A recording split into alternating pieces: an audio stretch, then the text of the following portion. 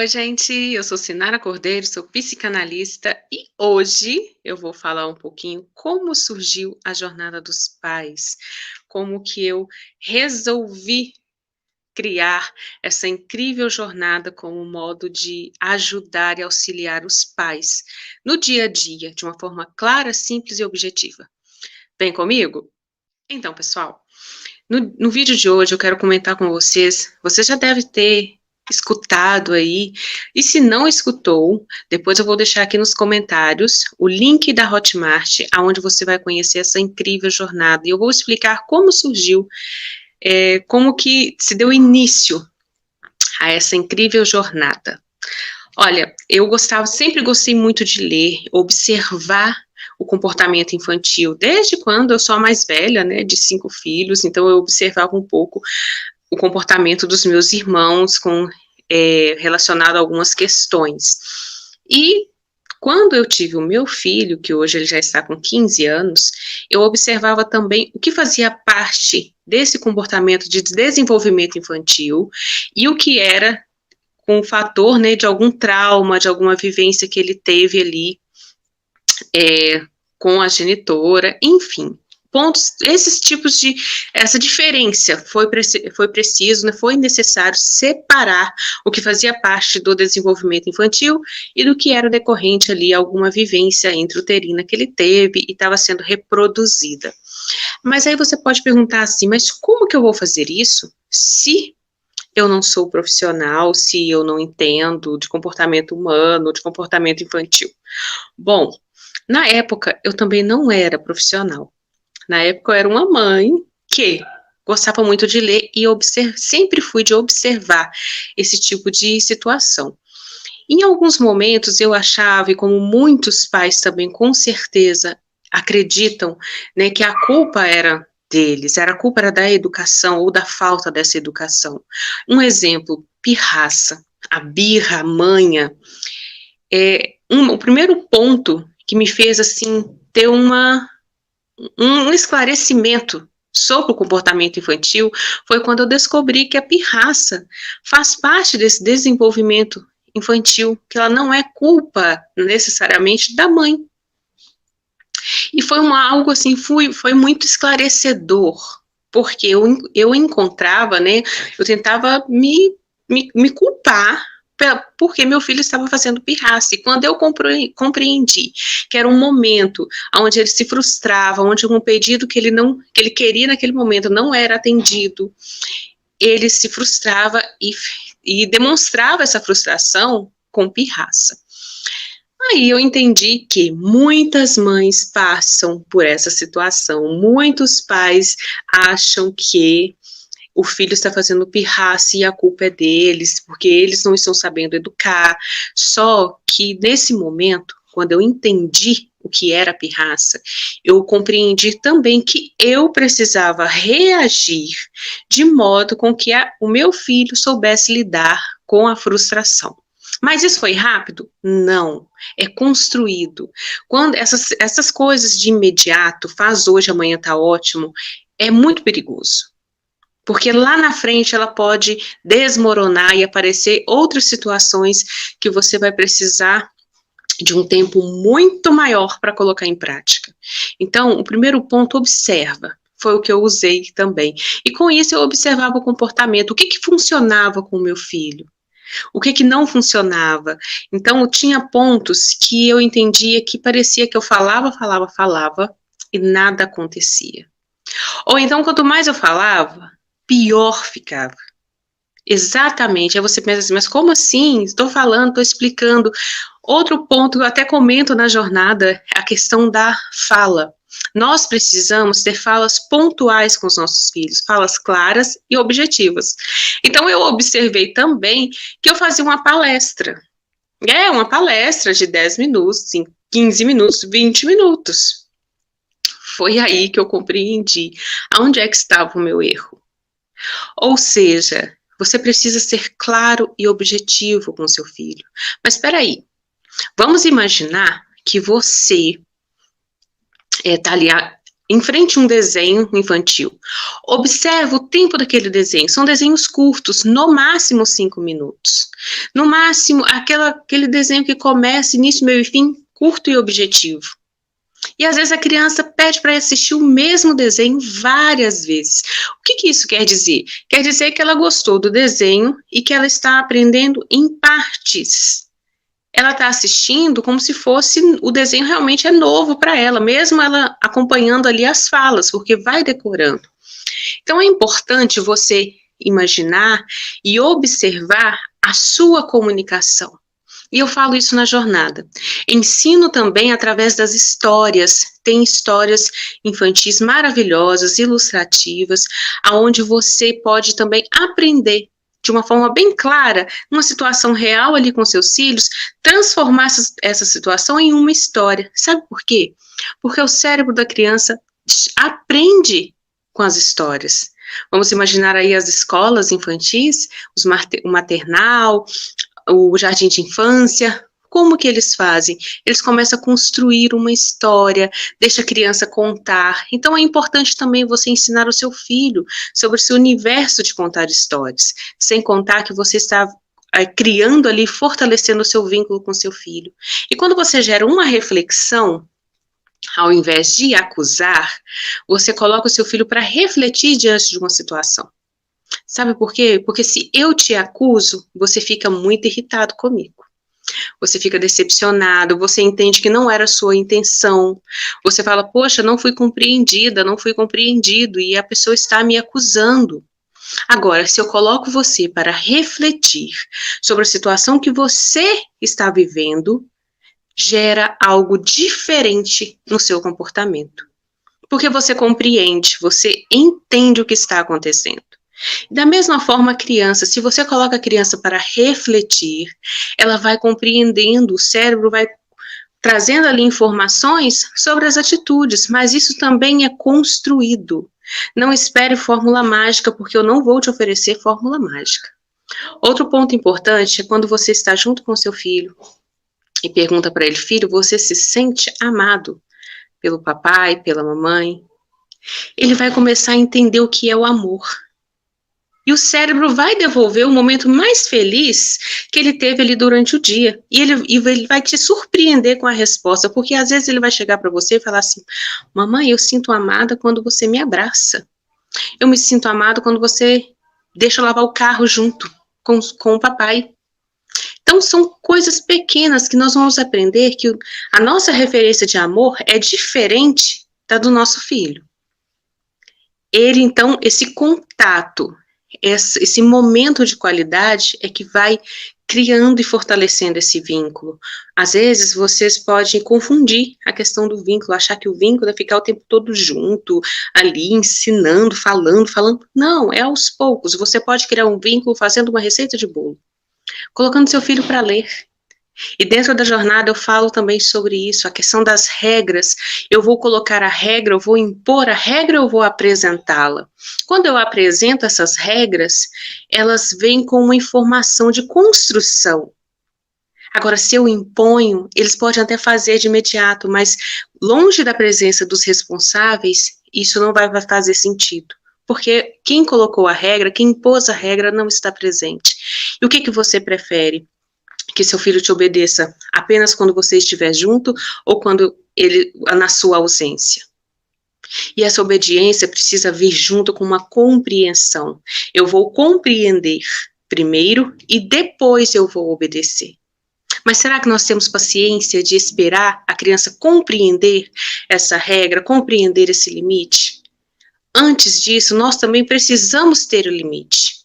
O limite da nossa fala, o limite dos nossos impulsos, mas aí você pode pensar assim, eu não tenho, eu não consigo.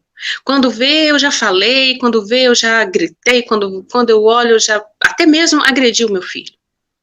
Você precisa trabalhar isso dentro de você. A análise cai muito bem. Então é necessário você entender o porquê. Você corrige o seu filho com base naquilo que ele fez ou das informações que você tem no seu cérebro e você sente medo na hora que você vai corrigir o seu filho? Ah, mas ele fez tal coisa, ele pegou o brinquedo do coleguinha e eu tenho medo de quando ele crescer, ele se tornar uma pessoa que não vai, que foge ali dos padrões, que fica pegando objetos dos outros. Tá, mas você está enxergando a situação que ele cometeu ali, essa atitude? Ou você está corrigindo com medo dele se tornar aquela pessoa que você viu no jornal? Olha a diferença. Então, quando você começa a compreender e ensinar, orientar, você começa também a desenvolver essa conexão, essa afetividade, esse vínculo e descobrindo quem é o seu filho. Você pode corrigir, você deve educar, mas também precisa compreender. Como que eu vou ensinar o meu filho que o brinquedo do coleguinha, ele pode brincar sim, só que quando em um determinado momento ele vai precisar devolver esse brinquedo, ele não pode sentir vontade de trazer, ele vai sentir vontade de levar esse brinquedo para casa, porém o brinquedo é do coleguinha, porque ele não ia gostar se acontecesse com ele, se o coleguinha levasse para casa um brinquedo favorito. Olha como muda a configuração. E eu tenho uma história também sobre esse tema, né, sobre essa situação.